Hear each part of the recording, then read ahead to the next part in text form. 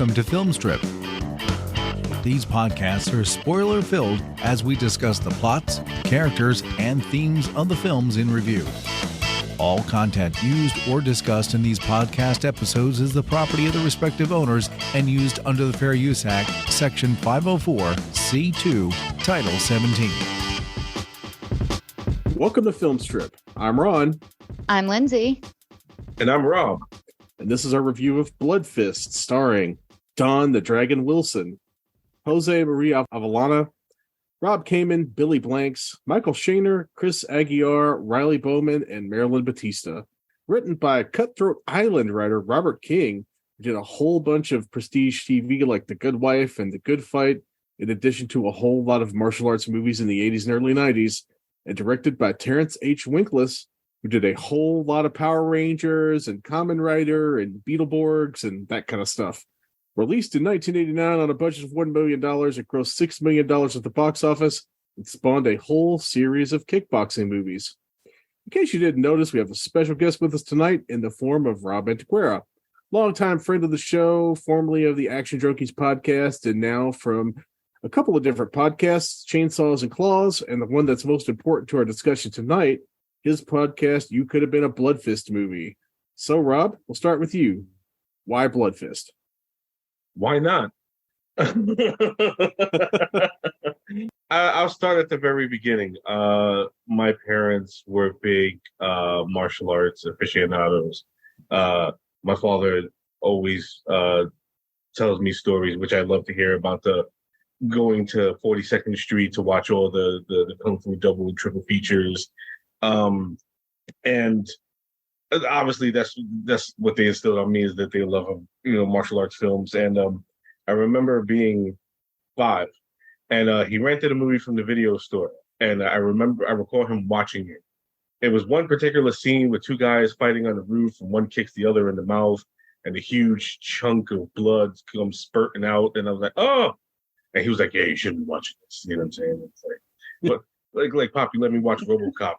We're fine here.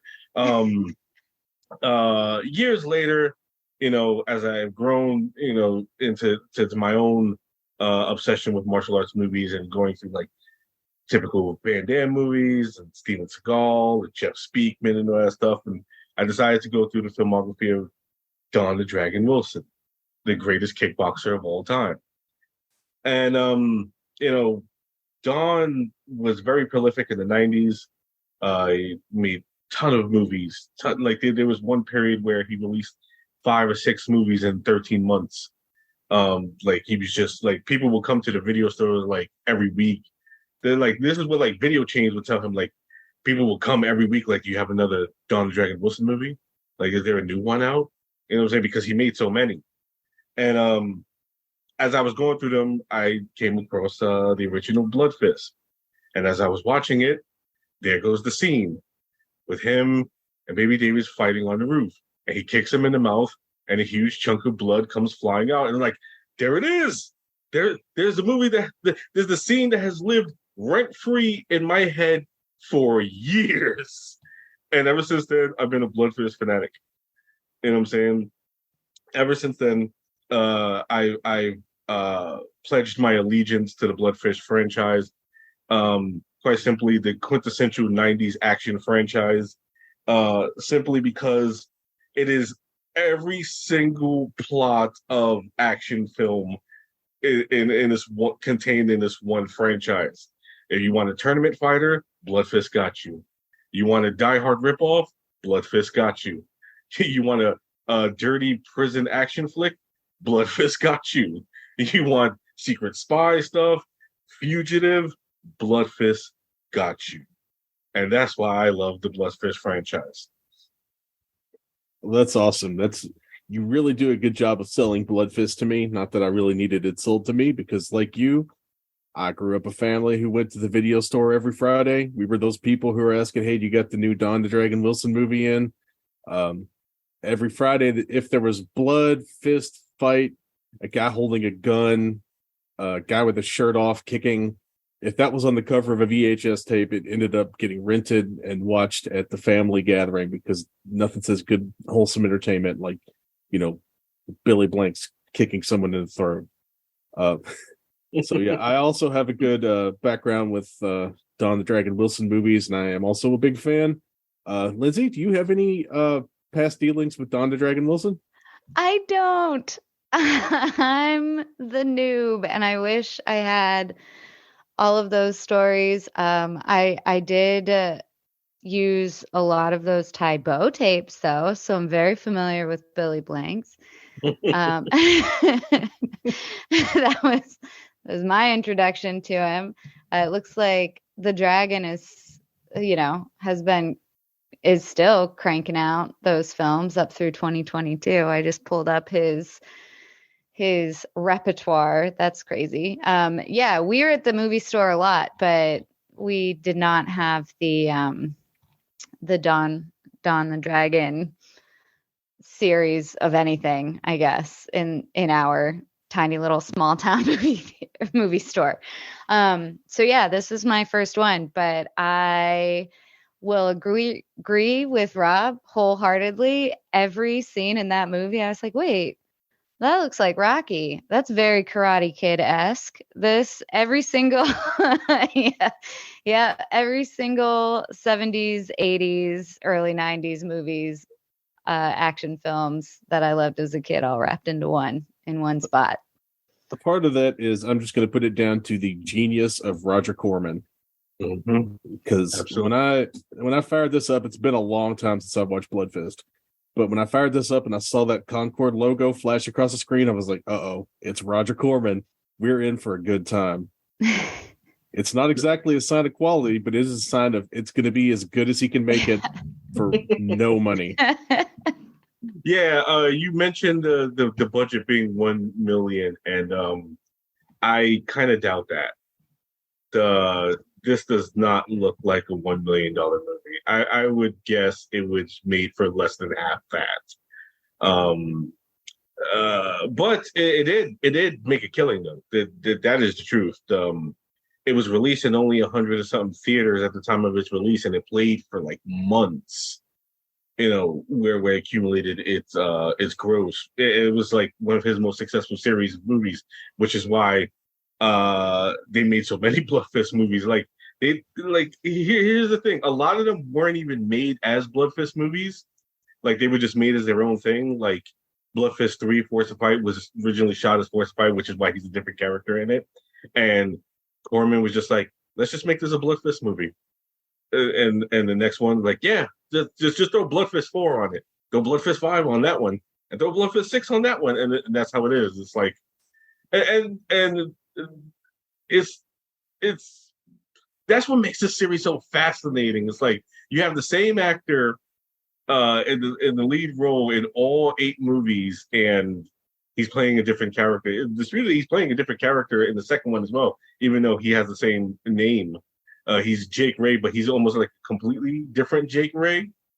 Where like he even fights his brother in the beginning of the movie, who gets killed in the beginning of this movie. Like he fights his brother, and it's like this is a completely alternate. Like it's a multiverse. The Bloodfist multiverse is what we got going on here. So it's like that's one of the things I always found fascinating about the series, and it's just the genius of Roger Corman. Is just like he's like an innovator when it comes to just being cheap. Well, he's got a whole theory of he's done the math, and he realizes that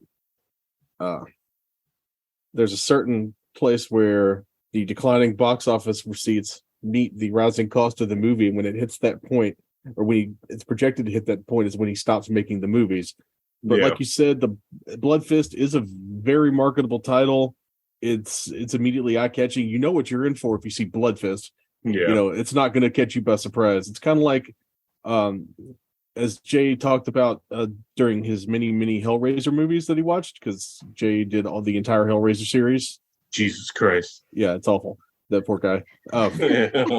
But one of the things they did was they would just have these little no-budget horror movies, and like, oh, slap Hellraiser on it, get Doug Bradley in the makeup, and it'll make, you know, $500 extra $1,000, and that'll be plenty enough to make a profit. So the ways of Roger Corman continue on to this very day. I'm sure. It's hard. I mean, if only because he's still out there and he's still producing movies, and he's got to be 90 years old at this point. Yeah.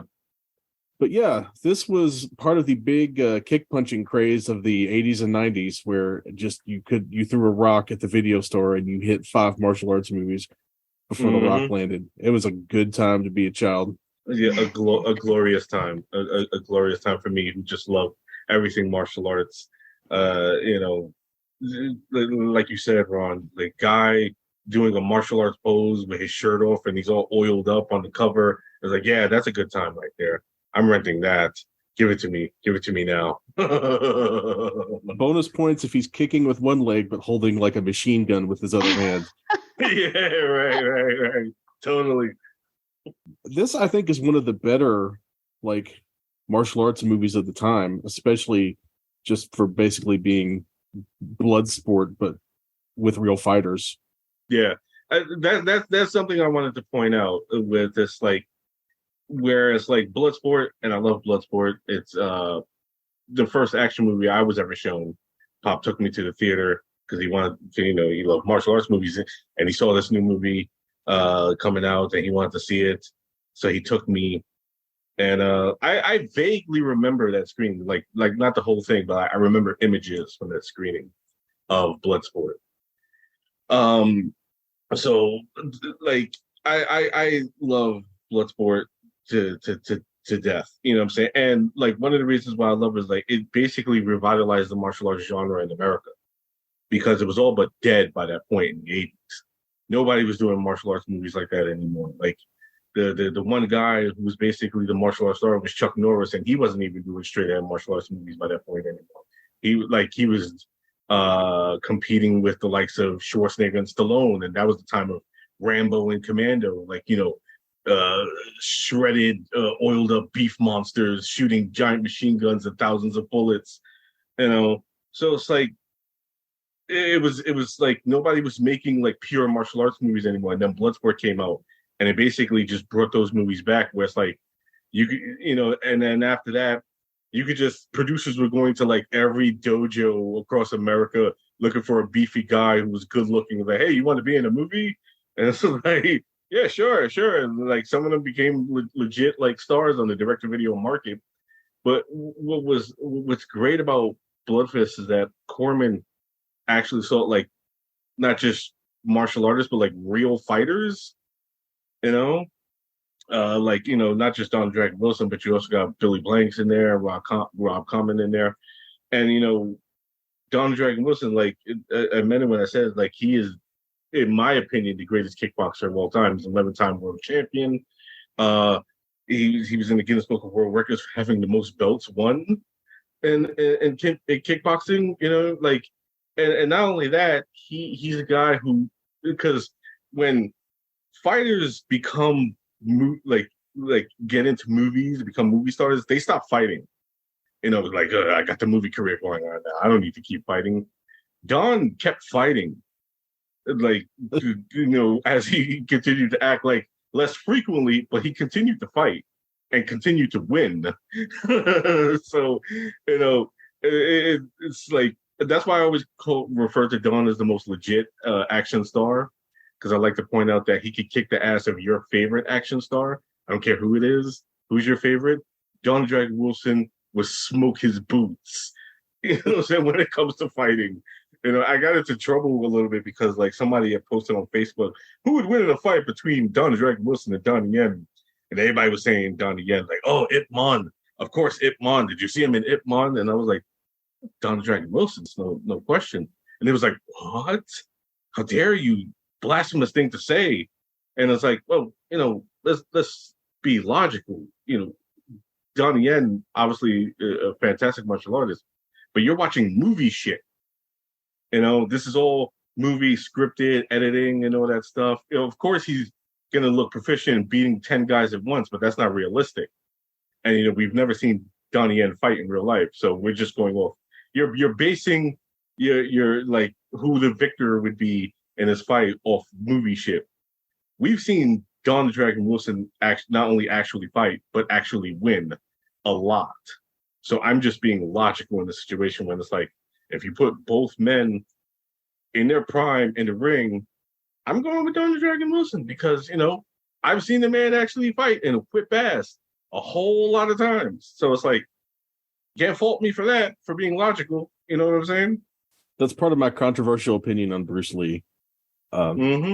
Everybody holds up Bruce as the toughest guy in the world, and I'm not going to discredit Bruce Lee. He would beat the crap out of me. But like, if you put him across the ring from Gene LaBelle, who's going to, if Gene can get him to the ground, it's over immediately. Yeah, absolutely. And I'm not going to, and that's no slight on Bruce Lee, but Gene LaBelle was like one of the godfathers of MMA, even before Bruce was doing MMA. Right. And, him and all the guys from the Wagon Snake Pit and Billy Robinson, all those kind of old-timey catch wrestler guys are just tough as nails. Yeah. Because they were doing boxing matches for fun, and then they were going back and like learning new ways to break wrists and choke each other with it. Lindsay, do you have anything you'd like to say about Donnie Yen versus Don the Dragon Wilson? Man, I wish. I'm taking it all in. I'm a little out of my depth here with you two, I think. You want to say something controversial about Bruce Lee so I don't have to hear it from people online? Do I want to say something controversial about Bruce Lee? I don't know. I don't know what would be controversial about Bruce Lee. Well, you can say, as far as martial artists go, he's the best flamenco dancer of the bunch. Yeah, I bet he is. His big claim to his championship fame was he was it flamenco dancing champion of Hong Kong? Something like that. Which in and of itself is really impressive. Huh. Who knew? I mean, the guy can move. We know that. And he does really well with choreography. So it's not a huge stretch. Who do you think would be the better dancer, Bruce Lee or Van Damme? Van Damme. Yeah. Because I like a giant oiled up beef monster. I am not trying to come out here and be something that I'm not. And I like the giant oiled up beef monsters, as Rob put it. They're my favorite guys in the WWE. They're my favorite guys on screen. Give me a big oily man any day. Big meaty men slapping meat. And plus, if you saw his big dance scene in Kickboxer, you know he was the better dancer. Oh, yeah. Very much so. Or that footage of him like coked out of his mind dancing on stage at Eurovision or something. There's some famous footage of him he's not home. Like it's the cocaine's in charge. And he'll freely admit that for a vast period of the 90s the cocaine was in charge. Oh yeah, that especially on the set of Street Fighter the movie. I don't think he even remembers making that. He was so coked out of his mind. I went to see that in the theaters. That was. Oh, you saw that in the theaters? I did. Wow. God bless you. Sure did. We had a 3-theater movie theater in my hometown, and they only showed, 3 movies at a time, and that was one of them. So I went to see it. Nice. Yeah. I actually might have saw that in the movie theater too, come to think of it. I think I blocked that out. All I remember is being very into Kylie Minogue in that movie. Who was it? I was like, yeah. All right. But so that we digress. Yeah, speaking of big oily beef monsters, that'll set me up nicely for the plot. All right. So, do you know the movie Bloodsport? What if we just do that again, but with actual fighters instead of a dancer who likes showing off his ass and cock punching people to death? In a grimy human cockfight, Michael Ray bests his opponent, killing him in the ring. Drunk and wandering through the streets of the Philippines after the battle, he's jumped and stomped to death by a mysterious man who leaves behind only a scrap of red karate gi. Remember the very pointy fence you see in the alley. It comes back at the end. Cut to sunny Los Angeles, where Don the Dragon Wilson gets interrupted from being cute with a bunch of 80s moppets to hear about his brother's death. He immediately leaves his self-defense dojo school run by him and his friend Hal, who looks like a roadie, and flies to the Philippines to identify the pictures of his dead brother's cremated body. He scatters his brother's ashes and vows to get revenge on the man who killed him. He meets a mysterious Asian mentor named Kwong and befriends a fun-loving partier named Baby Davis, who drunkenly gets Jake to help him fake a bar fight in order to make off with the proceeds of a poker game. The two become fast friends because who wouldn't be friends after a scheme like that? Much to the chagrin of Baby's blonde stripper sister, Nancy. Baby's a fighter in the Red Fist tournament, and Kwong might be the only person who can help Jake unleash his inner champion and fight his way into the tournament to avenge his brother. Red Fist fighters are the only fighters who wear those sorts of red karate gis, and there's no doubt to Kwong that whoever killed Jake's brother killed him because of his fighting in the Red Fist tournament.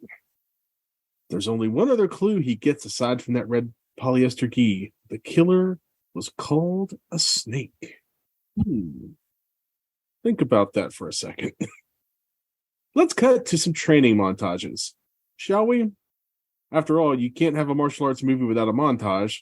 So we get Don the Dragon Wilson running up hills, Don the Dragon Wilson kicking glass bottles, Don the Dragon Wilson getting stuff thrown at him by local kids, Kwong painting and peeling mangoes, Baby being drunk a lot. As it turns out, Don the Dragon Wilson isn't the only guy who gets a training montage.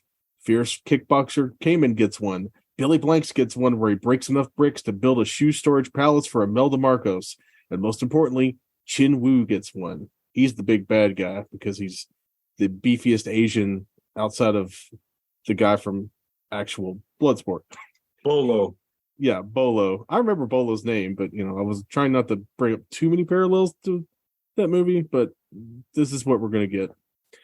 Anyway, Chin Woo's training montage, he basically tries to kill his training partner because, as Kwong says, Chin Woo is mad at the world and wants to kick punch everyone to death for reasons. They're all fighting in the tournament, but only one man can walk out the winner. 4 fights, 4 days, no rules. Everything is going well.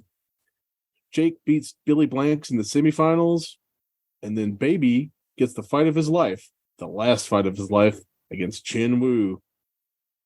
If you don't know where this is going, you've never seen a martial arts movie, or an action cop movie, or any kind of movie where a guy is basically 2 days from retirement. That's where Baby is going into this fight. He just doesn't know it. Chin Woo and Baby throw down. And Chin Woo beats Baby so bad he has to go to the hospital. But unlike the big goon friend in Bloodsport, Baby doesn't make it out. Baby dies. His brother, dead. His best friend, dead. There's only one thing left to do. Beat Chin Woo and win the tournament. Except for one small problem.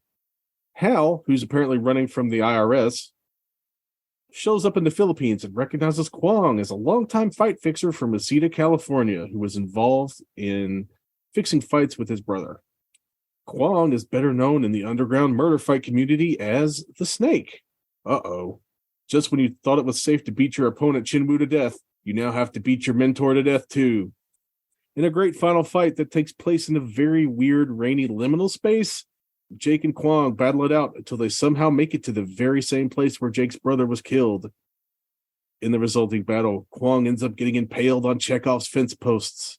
A bloody, shirtless, shoeless Jake reunites with Nancy, and the two walk off into the steamy jungle night as credits roll. All right, everybody.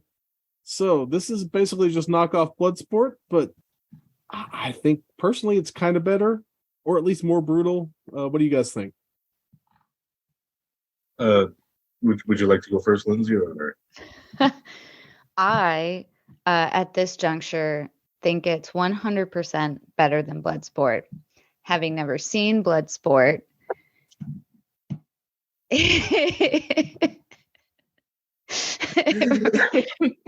Wow. Y'all can't see Rob, but he is laughing so hard right now. Well, So make sure to put that on the list. Yeah. So my current experience tells me that this is better, but I'm interested to hear what you both think.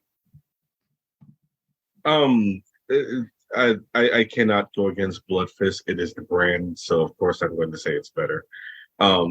It's just that would be tacky of me. Oh no, Bloodsport is better. Like it's like no. I am the Bloodfist guy. I am the Don the Dragon Wilson guy. And Bloodfist and Don the Dragon Wilson. Well, Don the Dragon Wilson is just better. I mean, physically, let's just be real.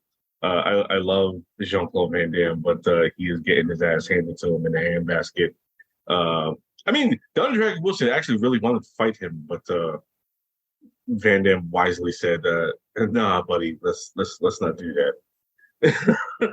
Because he was smart. He's a smart guy. He knows it would not end well for him. But no, go ahead, Ron.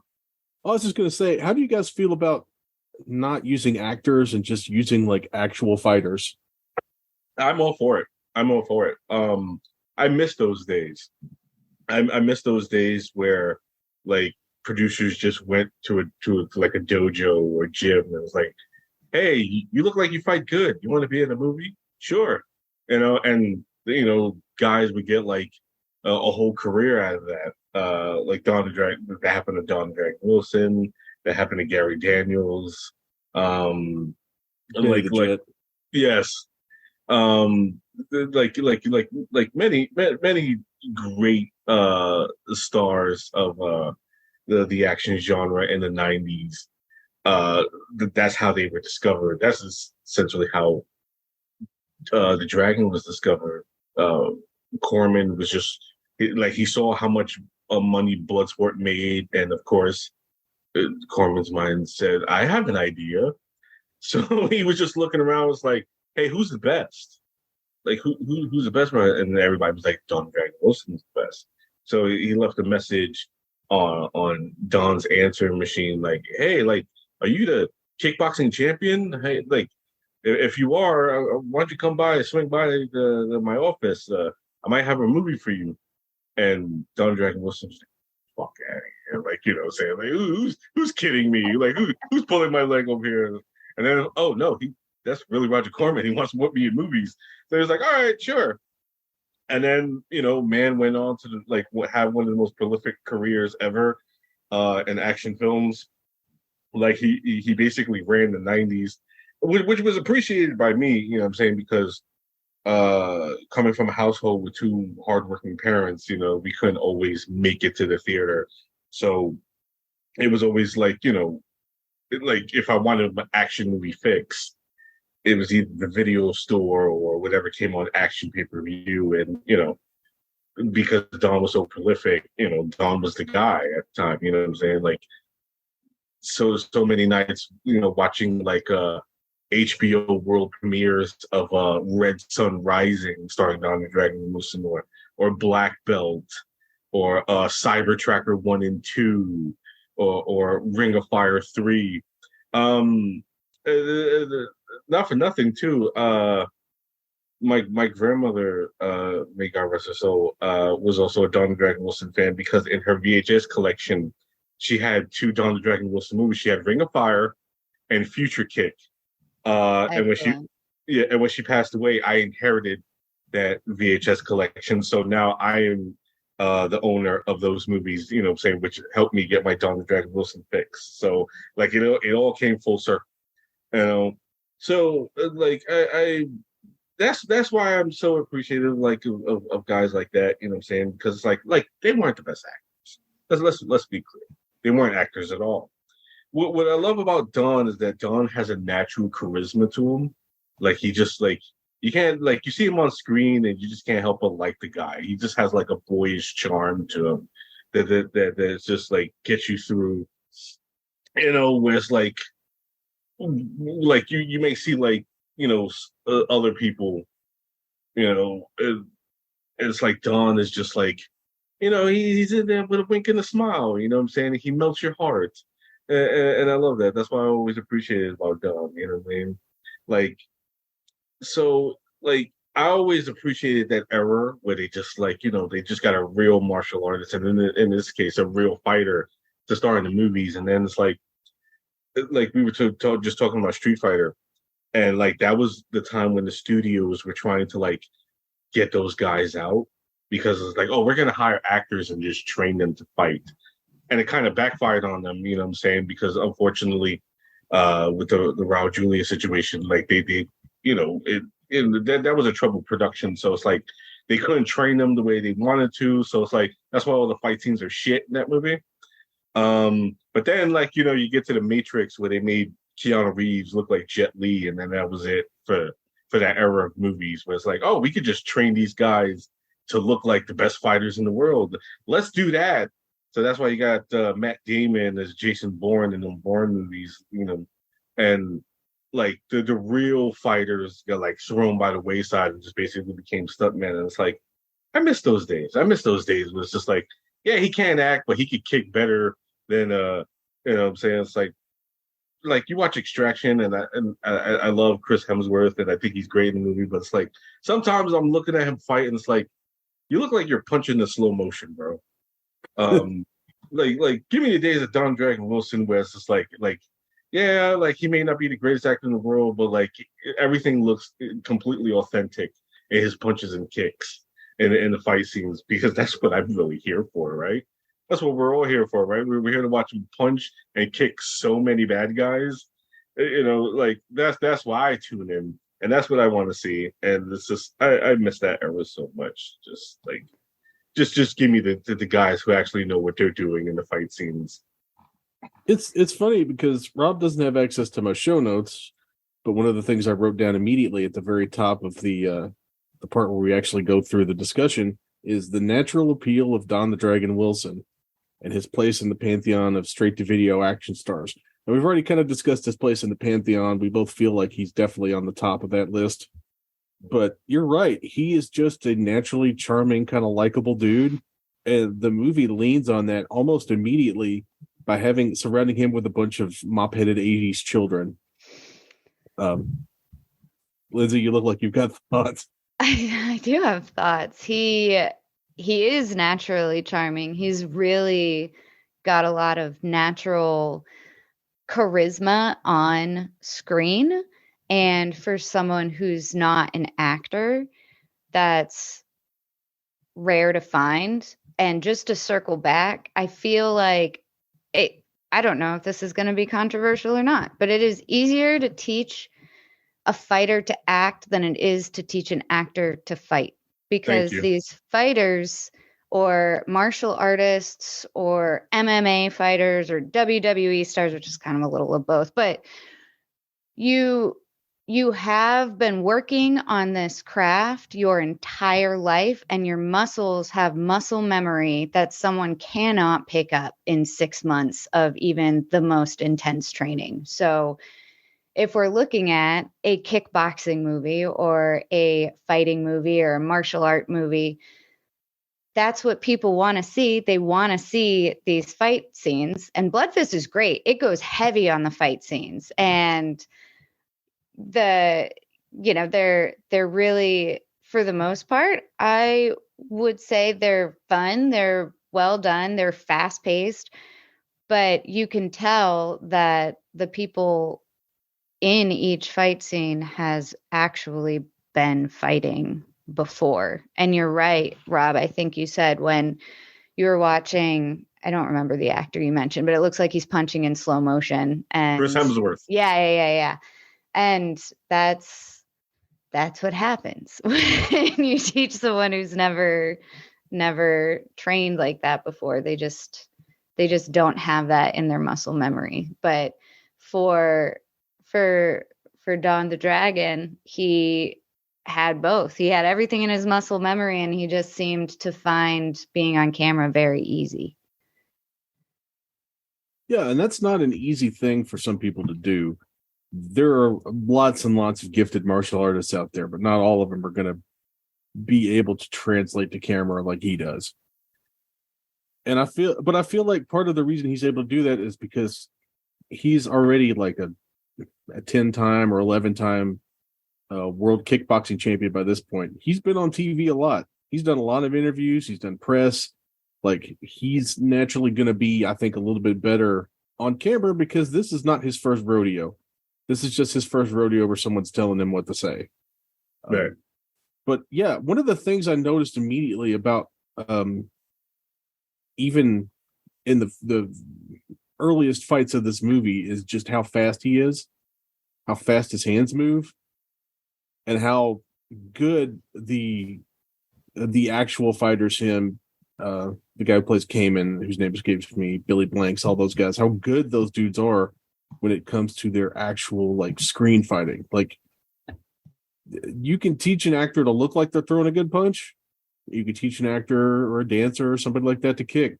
But like, I feel like there's a degree of authenticity and a degree of that muscle memory that was talked about, that speed that was talked about, that you just can't replicate. And I feel that is the thing that makes this movie really work. Like, for me, is that these dudes who do this for a living and are doing this movie for fun are wanting to go and do the best things that they can do, show out for the camera, and let people know, hey, this is why, I've got more kickboxing championships or karate championships or whatever championships. This is why I've got 3, 4, 5, 6, 10, 12, 13 of these belts. There's a reason why I'm one of the best fighters in the world. And now I'm not going to kick this other guy to death, but I will show you just how fast I can kick, how high I can kick. I can show you my best, spinning roundhouse kicks. I can show you how fast my fists are. And I can show you things like they shift stances. They go from southpaw to regular. You see a lot of good foot movement. You see a lot of knowledge of spacing. You see good circling. And it doesn't feel so much like choreography to me as it does just like, this is what I do. Let me set the camera up. Let me do the thing I do. And you just record it. Right. And they have to be commended, like, especially Dawn, because like training for like movie fighting is a lot different than training for real fighting, because it's the opposite. When you really fight, you have to train to be as quick and swift as possible, because it's all about not letting the other your opponent, see your next move. You have to be in and out, you have to be quick and direct. You know what I'm saying? It's like in movies, it's the opposite, because you have to telegraph your movements. You have to make them show on screen. You know what I'm saying? Because like there's a reason why like Jet Li had issues with like when he transitioned to American films, because it was like he moved so fast, his movements were blurring. It was just he was just too fast. So it's like you have to slow down. Wesley Snipes had the same problem. And Dawn was able, like, to make it look authentic and swift, what I'm saying, and not lose any of that. So like there has to be, I love to give him all the credit in the world for that, because that's really hard to do, especially when you're a real fighter, because you basically have to kind of unlearn everything that you taught about real fighting. Because it's like you have to slow down. And it's like you trained all your life to be as quick as possible. And now, like, you're doing movies and like, you got to slow down, buddy. You got to slow down. But like, he did it beautifully, you know what I'm saying? And that's why he had a long and storied career in films, And that's why I appreciate the guy so much. That's why I created a podcast, created a site, just to celebrate Don the Dragon Wilson, because he deserves it. You know what I'm saying? It's like, talking to my friend Andy Gorham, and like we were talking about that. Like, yeah, we need to do something about Don. And like, yeah, I love to do something about Don, because Don deserves all his flowers. We celebrate all these other action guys, Van Damme and Dolph and all that stuff, and they deserve it. But Dawn deserves it as well. You know what I'm saying? Because like I told you before, Dawn held me down when I couldn't get to the theater. I couldn't see the new Van Damme movie or the new Dolph movie. But Dawn was there when I needed that action fix. And it's like, I want to give the flowers to the guy who, like, kept me entertained throughout that time where it's just like I'm alone in the house and all that stuff, and it's like I want to see new martial arts movie. Who's there?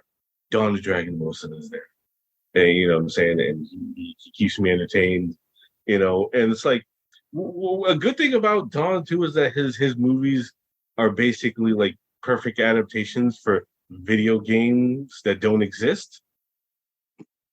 Like I've said this many times that his Ring of Fire 2 is a better Double Dragon movie than the actual Double Dragon movie.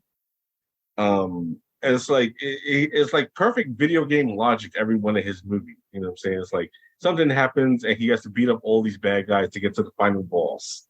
And it's like as someone who grew up playing Kung Fu and Double Dragon and Vigilante and all these like Street Fighter and Mortal Kombat, and it's like I gravitated to that shit wholeheartedly. You know what I'm saying? So it's like that's why Don will always be my guy. And that's why, like, I'm perfectly fine with being known on the internet as the Don the Dragon Wilson guy.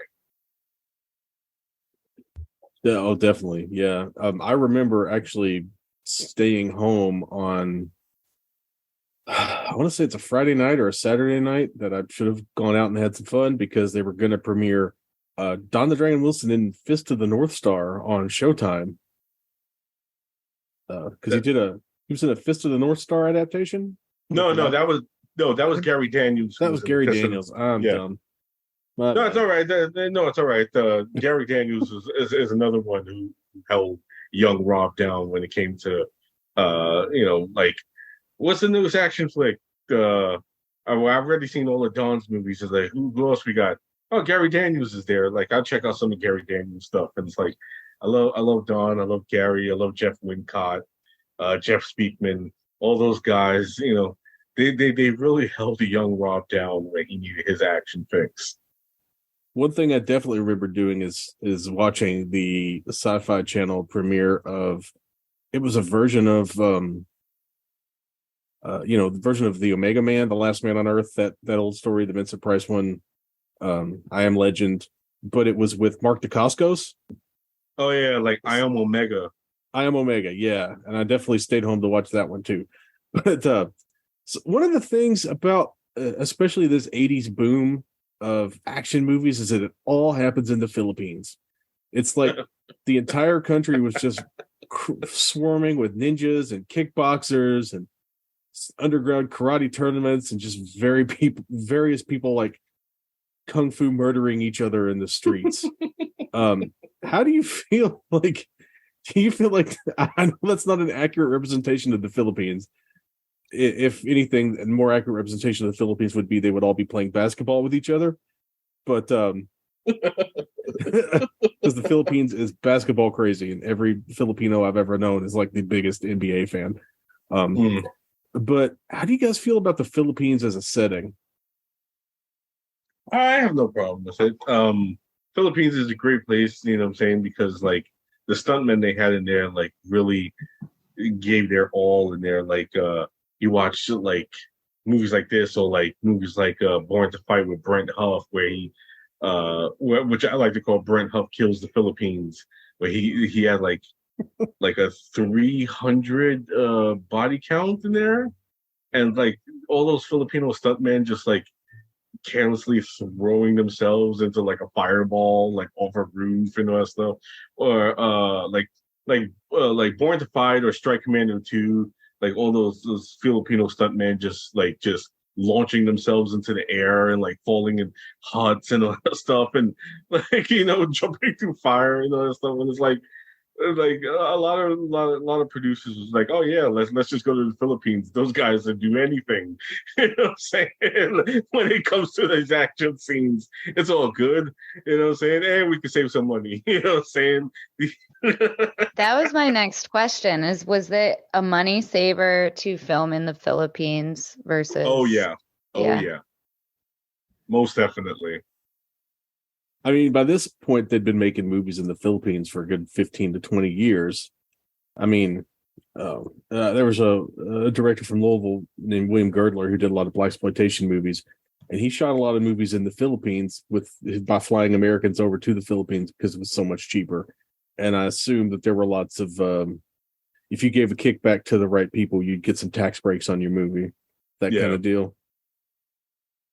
But yeah, I really like the Philippines as a setting because it's novel, at least to me as an American, because it's not Asian, but it's also Asian, if that makes sense. Like it's just an interesting amalgamation of like cultures and building styles, and you actually see like quite a bit of more of like the Philippines than you in this movie than you do generally.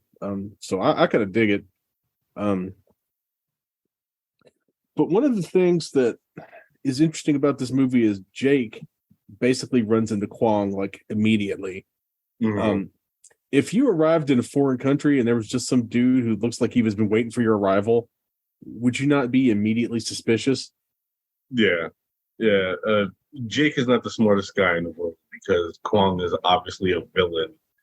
Like, I mean, that whole sequence where Jake's brother gets killed in the alleyway, it's like it's fucking obvious from the beginning who it is. It's like, like throughout the movie, it's like, Jake, this is the bad guy, bro. Like you're in the presence of the bad guy. Let's just open your eyes, man. Like, saying this is the guy who's pulling the strings. And Jake is just like, like he's gonna help me find who killed my brother. He's the one who killed your brother. Come on. Like there's even one point in the movie though where Jake says to him, "It benefits you to not tell me who my brother's killer is right now." And it's like, yeah, it does. It benefits him a lot for you to not know.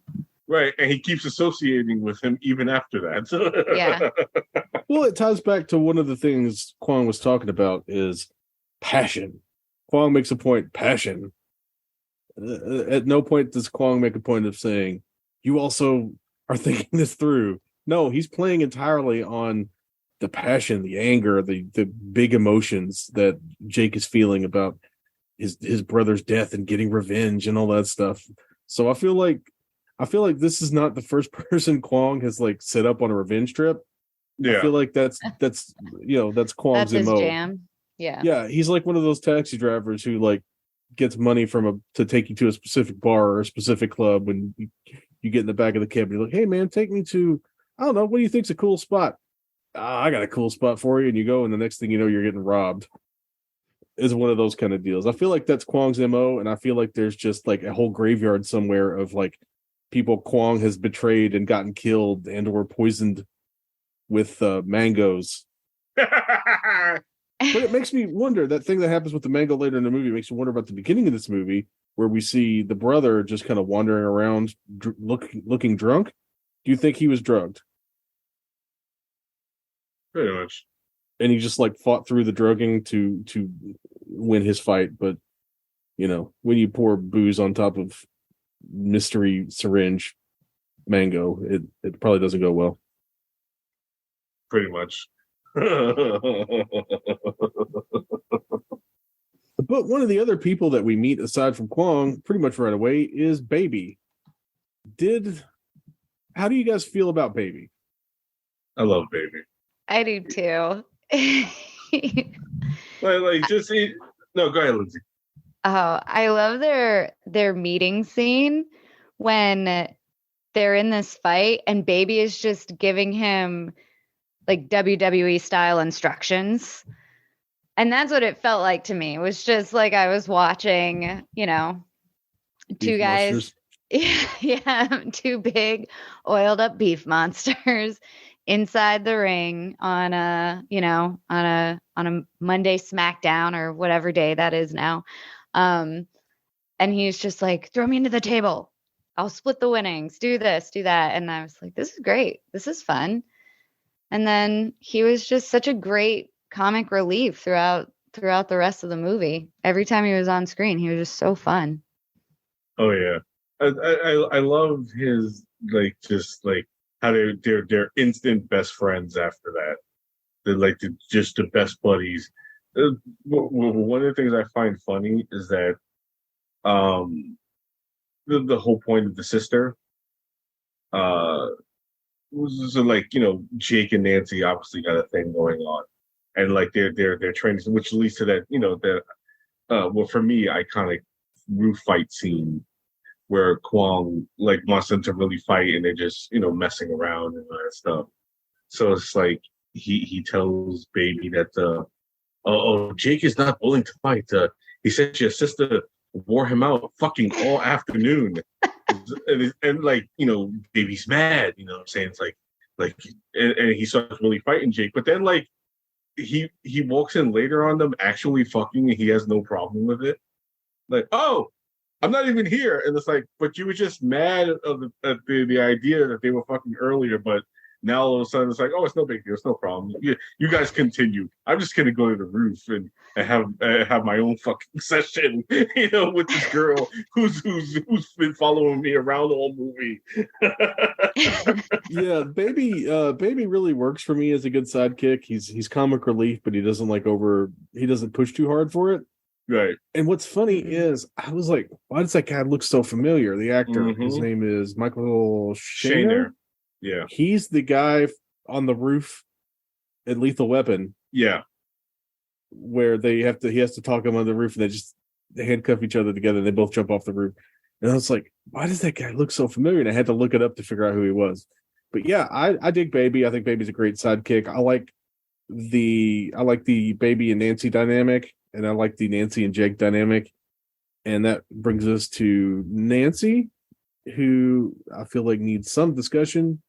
She gets kind of the thankless, like, I'm the wet blanket, I don't want you boys to fight role. But she is one of the most 80s Babel-Rama type babes that I've seen in a movie in a long time. Yeah. She she's definitely a Corman girl. You know what I'm saying? Because you have that moment where like she like her and Jake have their big sex scene, and you know what I'm saying? It's like, yeah, Corman had to work them boobs in there somehow. Like we didn't he have a guideline for every couple of minutes, we have to have women show her boobs in there, because that's what the people want to see. They want to see a woman's boobs, and it's like, God bless you, Corman, you pig. It was tasteful. It was tasteful sex scene boobs, though. Yeah, it could have been a lot worse. Like Nancy does work as a stripper, but she's not really shown taking a lot of clothes off while she's doing her stripping. That's more the underpaid Filipino extras. Yeah. But yeah, I like Nancy. I think she's kind of fun. I think she's a good foil for Kwang, especially because she's like, she seems to see through his stuff pretty easily. Yeah, I think. But yeah, that actress didn't get to do much after this. But I think with the crimped death hair, it's like she's very much like the 80s are still alive in me kind of thing. Yeah, with the leotards when we first meet her. You know what I'm saying? He's definitely got gallons of peroxide at home. Oh yeah. But we mentioned Angela, the completely silent stalker that Baby has. Does she ever speak a line in this movie? Mm-mm. Can she actually? Do we think she can actually talk, or do we think she's just a mute? For real, the character. She probably couldn't act or speak English, which is why they just gave her no lines. She's worth bringing up because she gets unfortunately killed off late in the movie, and I just want to point out that that is 100% Jake's fault. Because Chin-woo beats the ever-loving shit out of Baby, and he's brain dead, and then he dies, and then she's very upset. So she shows up to the match with a gun, trying to kill Chin-woo, but Jake saves Chin-Woo from getting killed, which allows Chin-Woo to smack the shit out of her into the stands, and she cracks her skull open and dies right there. So it's like, yeah, Jake, that is 100% your fault. You're totally responsible for her death. And I just think that's like, it's a weird moment to have where it's like your hero is essentially the cause of like what one of the characters' death in the movie, and it's like, yeah, like, you know, we're sympathetic with him for him, like, you know, he's searching for his brother's killer throughout this whole time and all that stuff, and then it's like you basically cause this woman's death, so it's like, do I still like you? I mean, yeah, I still like you because you're Don Dragon, because you're cool, but you definitely caused her death, and I wanted to point that out. It's like our hero is causing the death of one of our main characters in the movie, so it's like, I don't know, bro. I don't know. I have split the divisive feelings on that. You know, it's funny. I finally looked up that actress, and she was actually in the Bruce Lee movie, The Big Boss. So she was around a lot longer than I thought she was, and she did a lot more movies in the Philippines and otherwise than I'd assumed she had. But yeah, I thought that was really a strange thing to have her show up and just get slapped to death, basically. Yeah. Mm-hmm. But there seems to be a lot of slapping to death in this movie, though. Yeah. Whoops. Yeah, there seems to be quite a lot of that. But she seems to have some sort of relationship to the old man who saw the brother get killed in the very beginning, but they never really explain it.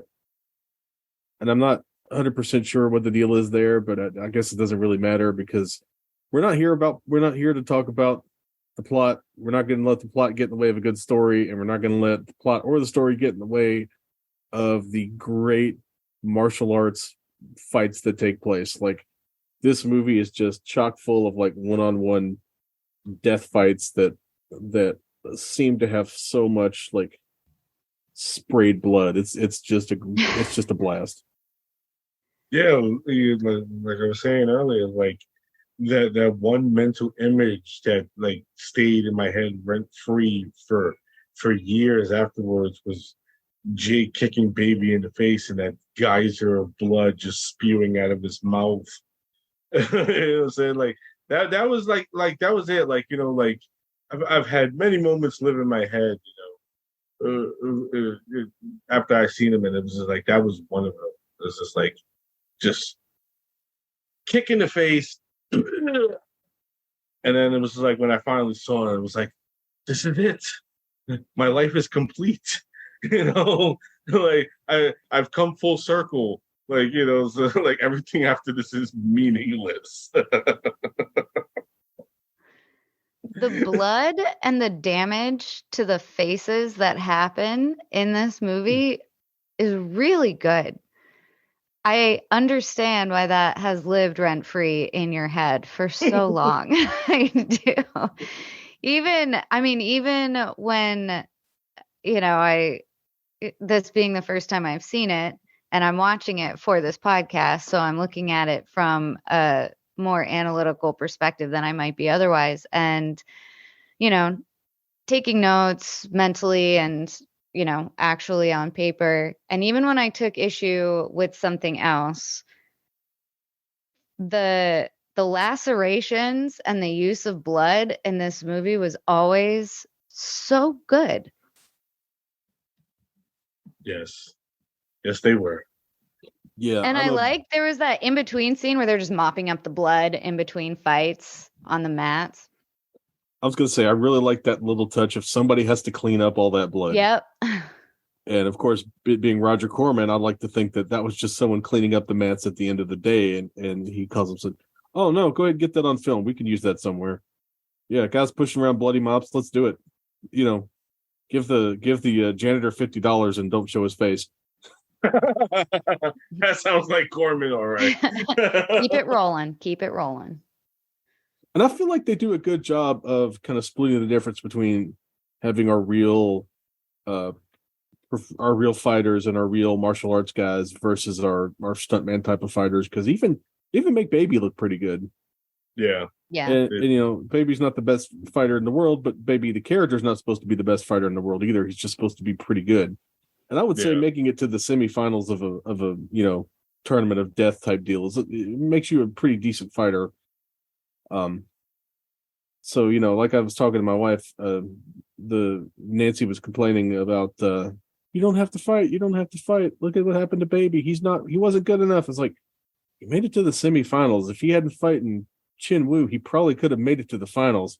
He was obviously pretty good at this. Yeah. Yeah. I mean, well, like you have to have a character like that because there was a character like that in Bloodsport. So it's like, let's be realistic. It's like Corman was like, oh, they had that in Bloodsport. We got to have that in Bloodfist. A character who's just like, oh, no more fighting. This isn't right. And it's like, well, we have to fight because we're men and we love blood, and we love to punch each other. And that's why this matters. And oh, okay. Yeah, and that's why that works.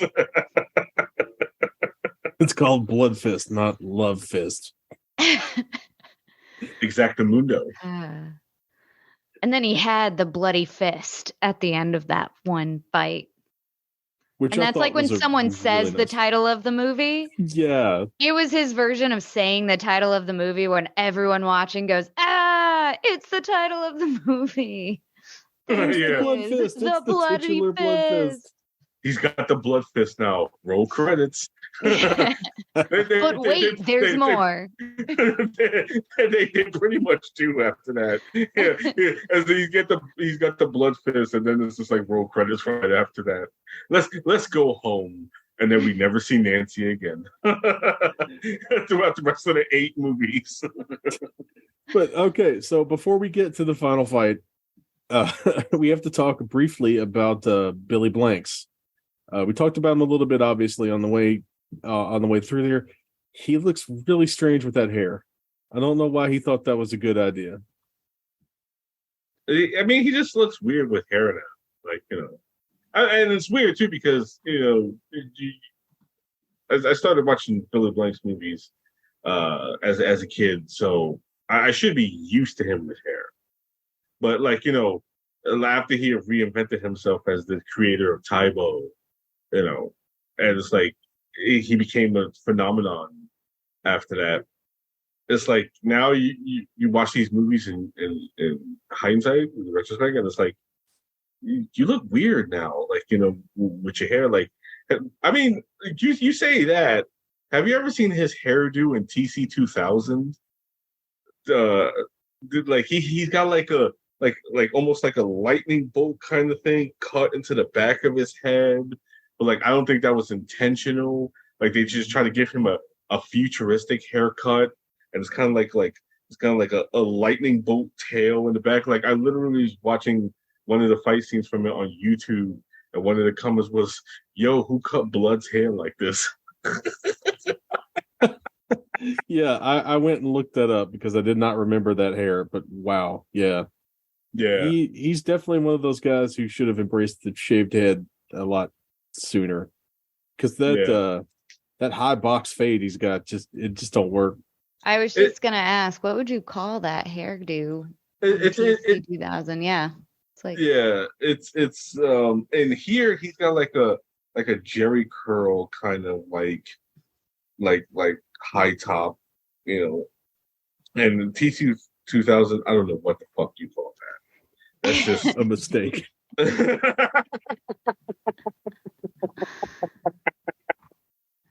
This is why you got to be nice to the hairdresser on set, because if you're not, they do that to your head. I guess they thought hey, it's the future. This might be a future haircut. We'll do that, and it's like you did homeboy all wrong with that one. And that's not even the worst haircut in the movie. You should see what they did to Bolo's haircut in that movie. They did him dirty. His hairline, it's all the way pushed back, so they give him like a 5 head, and it's just like, Jesus Christ! What was y'all thinking? Well, at least they have Bobby Phillips in the movie. Her hair was glorious, so it's all. Oh man, they did him so dirty. That poor man. Yeah, they definitely didn't like him because wow, that's bad. I can't stop looking. Okay, so Jake getting arrested. Let's leave Billy Blanks' hair alone for a moment. I thought that was a really good fight between him and Jake. By the way, I thought it was a really really good showcase for both of them. But then we get Baby's final fight versus Chinwoo, and I thought that one worked out really well. Yeah. See a lot of Chinwoo stomping people to death, which they're at least attempting to misdirect you for over who killed the brother in the beginning because of when he got stomped to death. But the thing that stuck out most is Jake randomly getting arrested. Now, Yeah. I've made some jokes about, paying off the right people in the Philippines. Did Kwong pay off the police to get Jake arrested so he could arrange the whole break you out of jail thing? I think that seems to be the implication, because it was like he wants Jake to trust him. Like, oh, I broke you out of jail, so it's like, obviously I'm on your side, but it's like, you went to a lot of trouble just for that, to pay off police to arrest a guy so you could break him out of jail, just so he could trust you, because it's like, I mean, this man was dumb enough to follow you and let you train him and he obviously killed his brother.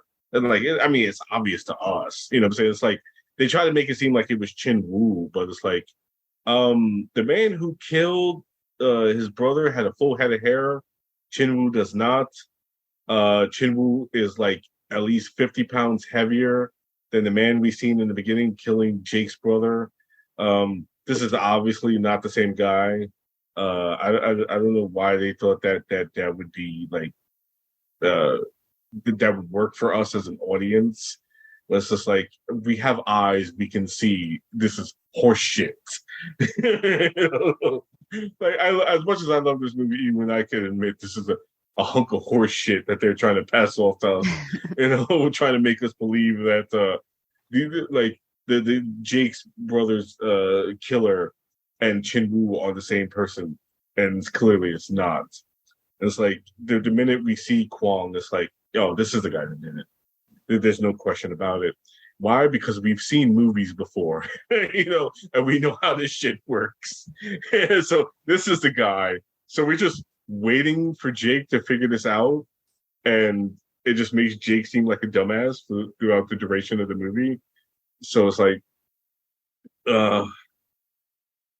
Jake, you stupid man.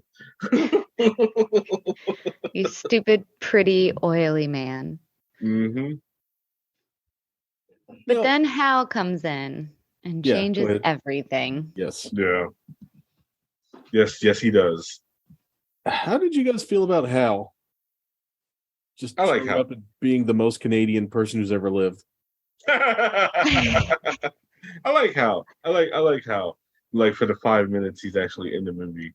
I do think it's hilarious though, when he's trying to communicate to Jake about like, oh, I know this guy, but he's saying that through the entirety, like the final fight, when Jake is just on the mat, like, I'm drugged because I ate a drugged mango. What's going on? And then you just hear, I know this guy. I know him from back in the day. He's the snake. He's a fight fixer. And it's like, he's having a whole conversation with Jake. And he's like in the nosebleed section of the auditorium that they're in while they're watching the fight.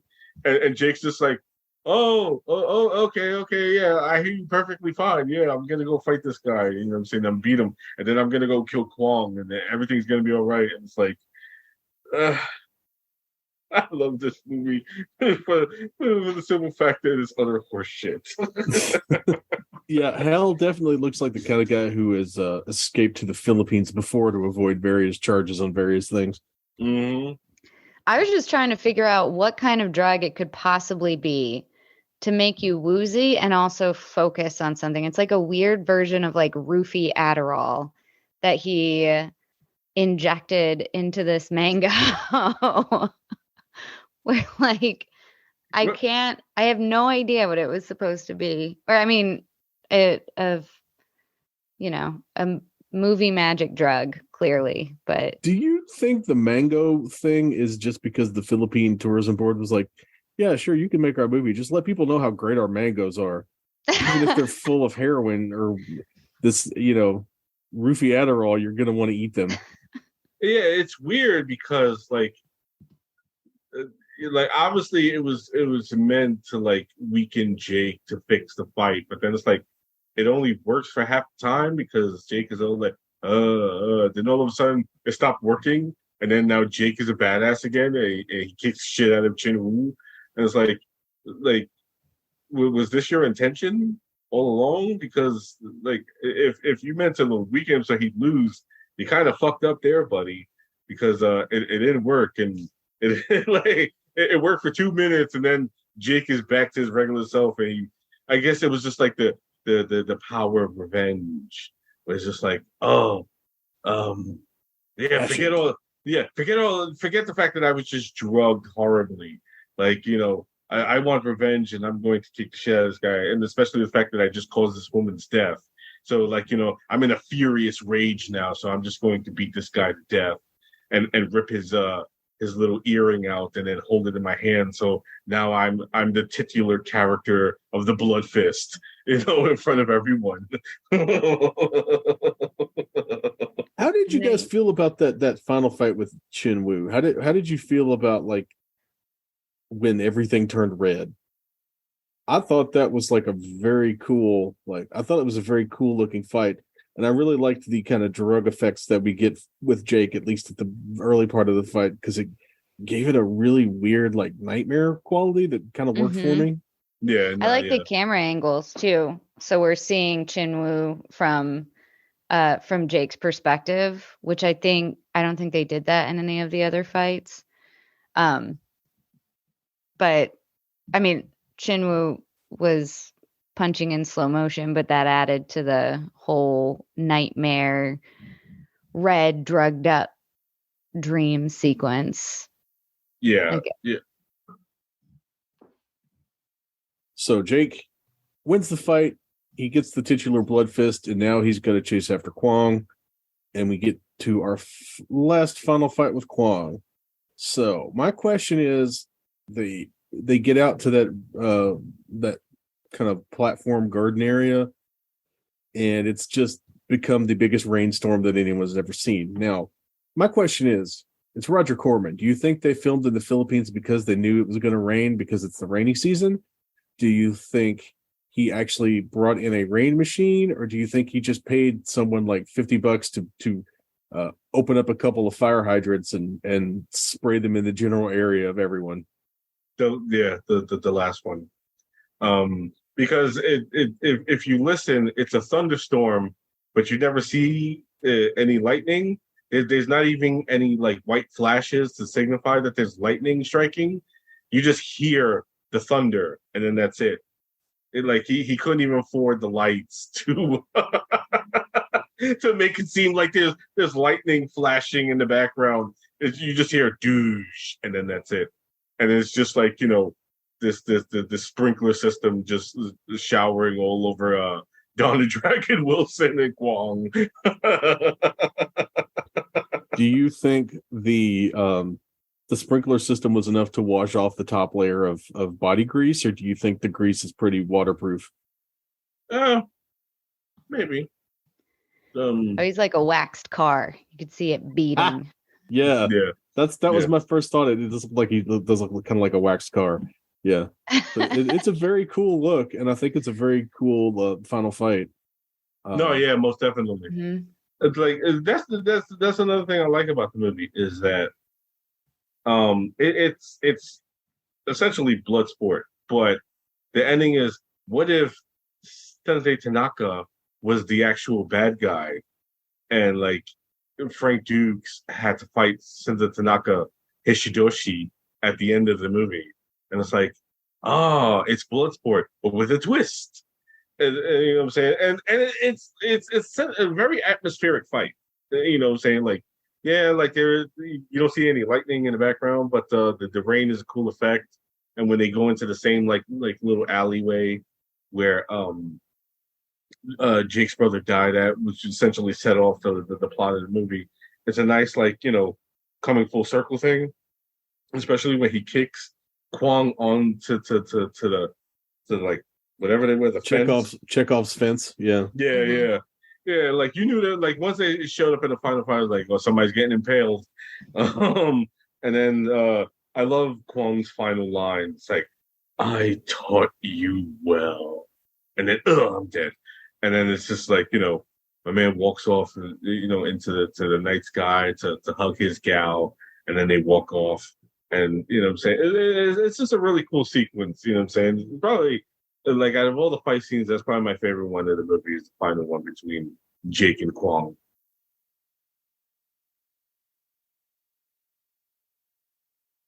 Do you have any thoughts, Lindsay? I didn't think we'd have to wait until the very end of the movie to see someone get impaled on that a fence post, whatever it is. But I liked the use of it. It's a late 80s movie. You have to have a fight scene in the rain. I'm pretty sure that's a law. It might be in the Geneva Convention. So they made it happen, whether it was by fire hydrant, rainy season, or a bunch of guys with buckets. It happened. So always appreciate that. I have a question because we talked about it a lot and also not having seen it. So is Bloodfist like fan fiction for Bloodsport?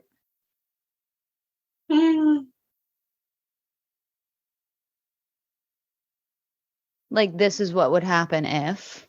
That's an interesting theory. Yeah. I lean more towards it's just a blatant ripoff. Okay. But that isn't. Well, fan fiction is a nice way of ripping something off, I guess. Yeah, now that you mention it, like 50 Shades of Grey versus Twilight or whatever. Right. That kind of. I think you're onto something there. Fan fiction is how you rip something off, but make money doing it. Yeah, it's ripping something off because you love it, not just ripping something off because it's easy to rip off. Right.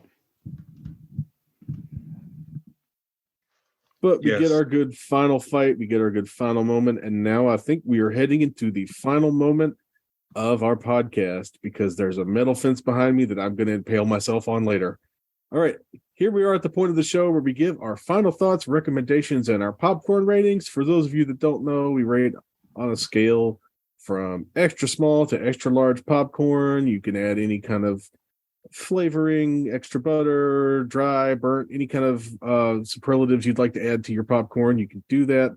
And Rob, as the guest of the show, you can lead us off with your final thoughts, recommendations, and your popcorn rating. Yes, I highly recommend Bloodfist, not just Bloodfist 1, but the entire series, because it is the quintessential 90s action franchise. I've actually considered writing a book on it, considering I am the Bloodfist guy now. So it's like, I might as well. It's just damn fun. Like, all things considered, it's a damn fun movie. Great showcase for the greatness that is Don the Dragon Wilson, as well as Billy Blanks and everybody else in the movie. It's just I have an immense amount of fun every time I watch it, and I watch it regularly. As I said, I'm the Bloodfist guy, and just the entire franchise overall. It's just Don Dragon Wilson is king to me. You know what I'm saying? So like I always. I am the pastor at his church, the Church of Don the Dragon Wilson, the Church of the Dragon, and I wouldn't have it any other way because, as I've said during this discussion, Don the Dragon Wilson was my guy. He continuously held me down when I was alone at home on Friday nights, looking for the next action movie. And Dawn was always there. So it's like, yeah, you get a full recommendation from me for all things Bloodfist. And as far as rating goes, like, oh yeah, the biggest tub of popcorn with all the butter, all the salt. It's just like also a large Sprite with no ice and a pack of Twizzlers to go with it. Nice. That is the highest recommendation I think I've ever heard on the show. I'm sure Jay will correct me if that's different. But, I've never heard someone add candy. Maybe it may have happened. I've heard people add, I've added candy, but I've never added a drink, and I think that was my big error. Lizzie, what are your final thoughts, recommendations of your popcorn rating? Oh man. Final thoughts. I feel cheated out. I feel like my childhood was cheated. Because this was such a huge hole in my movie consumption in the 80s and 90s. And I'm a little sad that this is the first time that I've ever seen Bloodfist or a Don the Dragon film, period. So I'll have to remedy that. Thank you guys for suggesting it. I definitely appreciate it. I will be making my Brian watch this. He didn't join me on the adventure this time. But I think I'll be diving into the archives as well. So all of that said, I'm a little torn, but I think I'm gonna go, putting everything into perspective, I think I'm gonna go with a large popcorn on this one. It really has everything you want in a movie of this genre from this era. And that's it. That's all I have to say. I'll be watching it again and going back and watching the other Bloodfists too. Thank you. Thank you for introducing me, boys. Just to point out that Tubi, the great streaming service Tubi, has the largest collection of Don Dragon movies. There's like 21, 22 movies of his on there. It doesn't have, for some reason, the complete Bloodfist series as 1 through 3 and 6 through 8.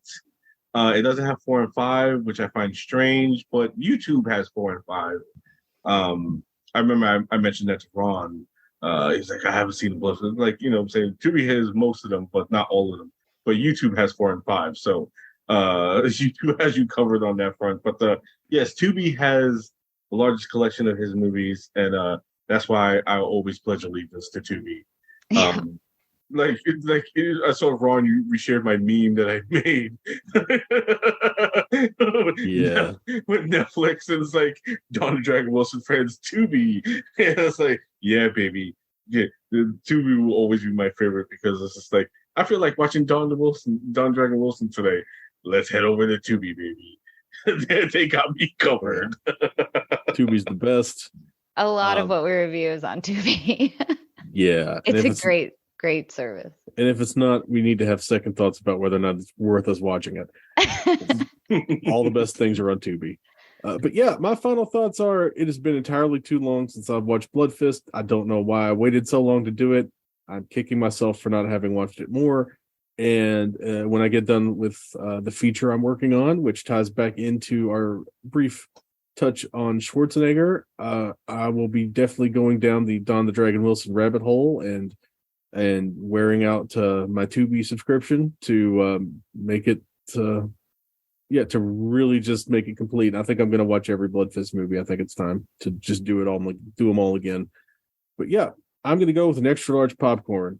I've got no complaints about this movie. It is a crazy blast. It is a lot of fun. It's a very specific movie about a very specific time in world culture, but it is a great time, and you get to see some of the best fighters who have ever fought do their thing on screen, and that is hard to pass up. Absolutely. At the peak or near peak of their their fighting powers. So, yeah, 100% extra large popcorn. Love this movie. Had a great time. Should have watched it quicker. Now, Rob, you have extolled the virtues of Don the Dragon Wilson on this podcast, and now we'll give you a chance to plug your various things. What you got going on? Of course, you could find unfortunately, because of my work schedule, I could I had You Could Have Been a Bloodfist Movie podcast, and also have the Chainsaws and Clothes podcast that I do with my great friend, the wonderful Patrick Bartlett, aka Patrick Vicious. And because of my work schedule, it had to be one and the other, and I chose Chainsaws and Claws because Patrick is always there. So I decided to reinvent the podcast as a website. You Could Have Been a Bloodfistmovie.com, where I basically celebrate everything Bloodfist and Don the Dragon Wilson, but also review action films that continue the tradition of the Bloodfist movies, and I try to decipher whether or not they could have been a Bloodfist movie. So I'm having a lot of fun doing that.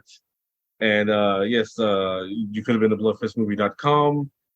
That website URL is very, very long. I understand. In retrospect, I probably should have chose something else, but I love that title, so that's why I kept it. You can also find the official Twitter for that at UCBABM. I've changed it many times, and I decided to go with that because it's just yeah, it's the shortest version, but it's still a lot of letters in that at.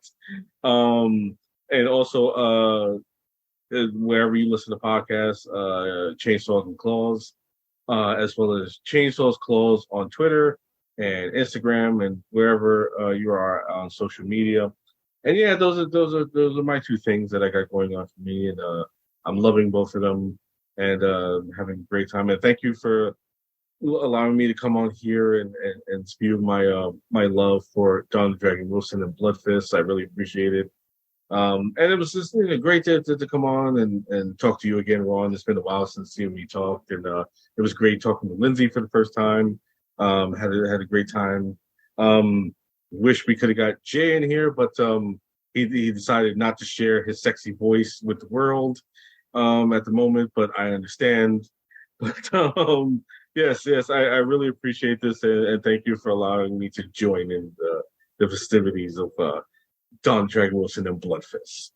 I actually just got screeners last week for the new Arnold Schwarzenegger show. By the time this podcast hits, my feature article should be done about it, and I'll link it on all the socials, and in addition I'll link to Rob's various socials and all that good stuff as well from the show's Twitter account. But yeah, speaking of the show's Twitter account, you can follow the show's social media at FilmstripPod on Twitter, Instagram, Facebook, Mastodon, all the other things. I signed up for at FilmstripPod on pretty much all the potential Twitter replacements I could get access to.